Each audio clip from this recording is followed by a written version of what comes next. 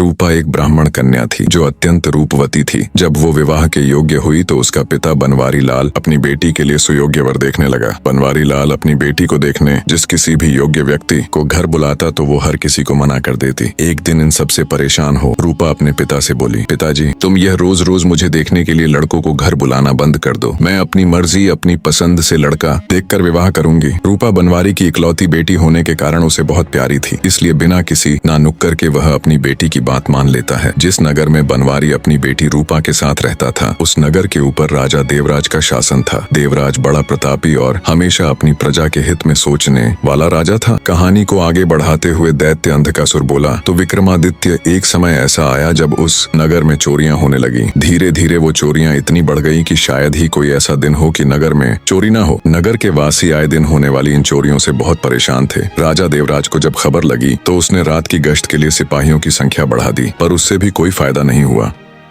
अब तो चोर ने नगर के छोटे मोटे रईसों से लेकर बड़े बड़े सेठों तक का नंबर लगा दिया। आए दिन होने वाली इन घटनाओं से दुखी हो नगर के बड़े सेठ और व्यापारी मिलकर राजा के पास गए और अपनी व्यथा सुनाकर उनके सामने अपनी फरियाद रखी। राजा देवराज ने उनका दुखड़ा सुन अपने सिपाहियों को दिन रात नगर के कोने कोने में तैनात कर दिया, पर फिर भी चोरियां कम नहीं हुई। अब राजा के लिए भी यह विषय अत्यंत गूढ़ हो गया। उसने विचार किया कि कहीं मेरे सिपाही भी चोर के साथ ना मिल गए हों। अंततः राजा देवराज ने खुद चोरों को पकड़ने का बीड़ा उठाया। अब हर रात को वह खुद अपने कुछ सिपाहियों की टुकड़ी लेकर राज्य में गश्त के लिए निकलता।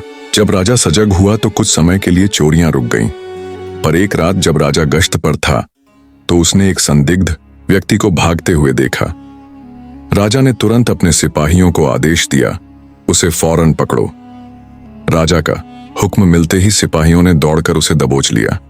उसे राजा के सामने पेश किया गया तो उसके पास चोरी का सामान भी मिला। जब राजा ने सख्ती से पूछा तो उसने चोर होने की बात कबूल ली। राजा ने क्रोधित होते हुए अपने सिपाहियों को आदेश दिया कि इसे कैद खाने में बंद कर दिया जाए। अगले दिन राजा ने पूरे नगर में ढिंढोरा पिटवा दिया कि चोर पकड़ा गया है।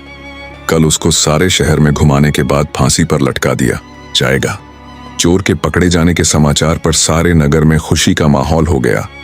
जब उस चोर को नगर परिक्रमा के लिए निकाला गया तो सारा नगर उसे देखने के लिए टूट पड़ा। स्त्रियां अपने घरों के झरोखों और छतों पर आ गई। आदमी गलियों में अपने अपने घरों के बाहर खड़े हो गए। चोर को देखने के लिए ब्राह्मण की लड़की रूपा अपनी छत पर खड़ी हो गई। चोर को जब ब्राह्मण की हवेली के सामने से लेकर गए तो जैसे ही रूपा ने उस चोर को देखा वो उस पर दिलो जान से मोहित हो गई। वो तुरंत दौड़कर अपने पिता बनवारी लाल के पास गई और बोली, पिताजी मैं उस चोर से विवाह करना चाहती हूँ। बेटी की यह बात सुनकर ब्राह्मण हैरान रह गया और बोला, ये तुम क्या कह रही हो बेटी? रूपा बोली, मैं जो कुछ भी कह रही हूँ अच्छी तरह सोच समझकर कह रही हूँ पिताजी। मैंने उसको अपना पति मान लिया है। अगर उसको सूली पर लटकाया गया तो मैं भी उसके साथ सती हो जाऊंगी। अपनी इकलौती बेटी की यह अजीब सी जिद सुनकर बनवारी लाल के पैरों नीचे से जमीन खिसक गई। उसने अपनी बेटी को समझाने की बहुत कोशिश की, पर वह अपनी जिद में टस से मस न हुई। अंततः अपनी बेटी की ममता के वशीभूत हो ब्राह्मण राजा के पास जाता है और सारी बात राजा को बताकर चोर को छोड़ने का निवेदन करता है। ब्राह्मण की सारी बात सुन राजा आश्चर्य से बोला, ऐसा कैसे हो सकता है? मैं ऐसा चाहकर भी नहीं कर सकता। मुझे अपनी प्रजा को भी जवाब देना है।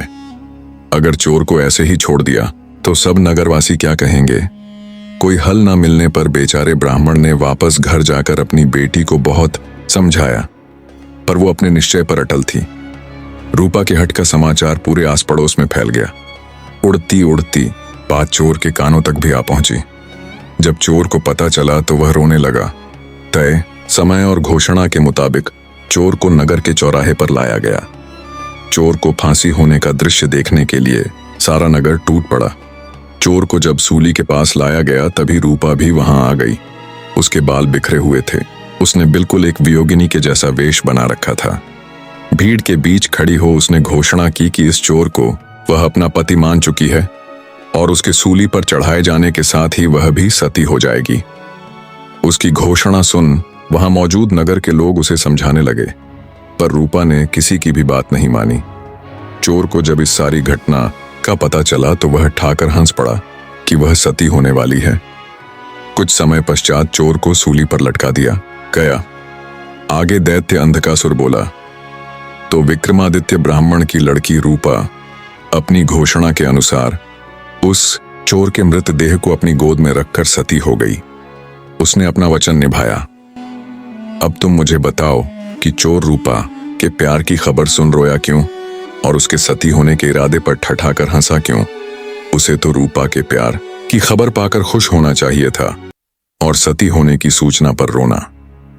राजा विक्रमादित्य कुछ सोचकर बोले, सुनो दुष्ट दैत्य, जब चोर को यह पता चला कि ब्राह्मण बनवारी लाल की पुत्री रूपा उससे प्यार करती है तो वह अपनी तकदीर पर रोया कि अगर रूपा का प्यार उसे पकड़े जाने से पहले मिल जाता तो शायद वह सुधर जाता।